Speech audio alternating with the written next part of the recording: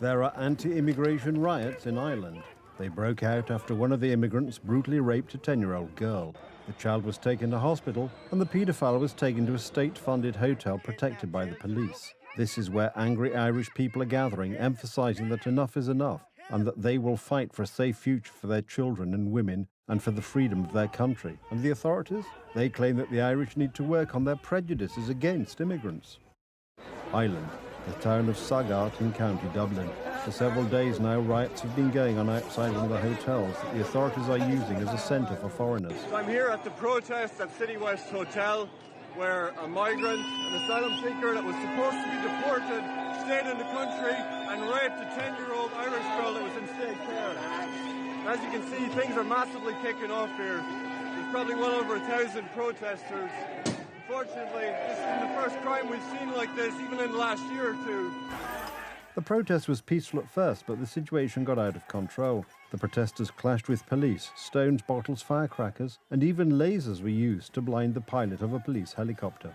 It's our people fighting for our country, fighting for our children, fighting for the freedom of us. We're not safe walking around our own streets anymore.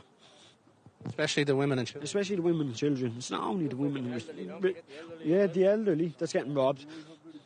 Don't forget about all our men. Our men are getting butchered as well on the streets. The police are guarding access to the hotel and the paedophile hiding inside. At least 6 Irish people have been arrested, but the number of protesters is growing. So is their frustration and determination. The Irish have had enough of this, but it seems that it is definitely too late. They should have protested, they should have acted when these experiments, this social engineering, were being carried out. In the absence of a response from the state, the Irish are taking matters into their own hands. They're catching illegal immigrants on the streets and taking justice into their own hands. Meanwhile, presidential candidate Heather Humphreys called the protesters' actions absolutely appalling and pointed out that work needs to be done on prejudices against immigrants. The Irish government's behaviour is characteristic of all the elites of this neo-Marxist new left that rules Europe, that is, sweeping problems under the carpet and implementing a certain scenario, a bizarre one, because the real threat, the decline in the sense of security, is very high throughout Europe. Everyone knows this, but it only pretends to be doing something about it. On the 12th of October, European Union member states began implementing a new system of entry and exit controls at external borders. Foreigners from outside the European Union must register electronically. The aim is to register all third country nationals who apply for short stay. We will collect biometric data, in particular facial images, photographs and fingerprints. In reality, however, preparations are underway to implement the Migration Pact.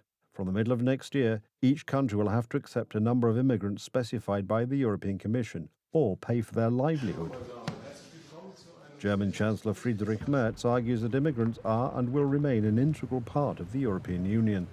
In the future, we will continue to need immigration, and this applies to both Germany and all countries of the European Union. We also need it above all in our labour market. Immigrants live in Germany and work in Germany. We simply cannot do without them anymore, regardless of where they come from, what colour their skin is, and whether they are first, second, third or fourth generation immigrants.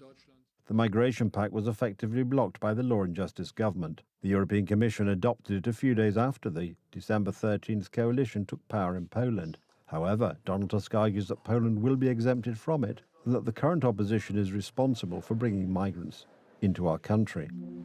Law and Justice not only allowed legal and illegal migrants to enter without any controls, but also accepted those returned by Germany, 4 times more than now. They know that the facts are merciless to them, so they lie about migration morning, noon and night, even when they sleep.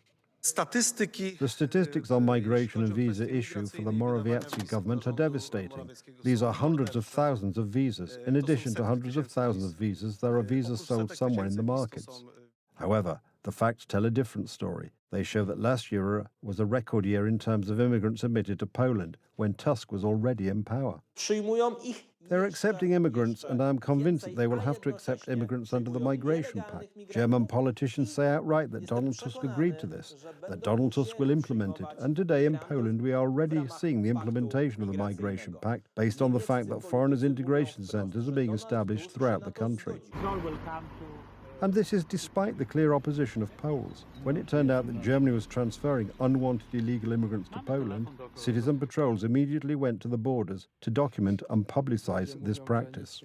Leftist social engineering experiments when it comes to migration, illegal migration or widespread migration will have and are already having terrifying consequences in the West, and we will experience the same if we do not respond appropriately, hence the creation of, among other things, the border defense movement.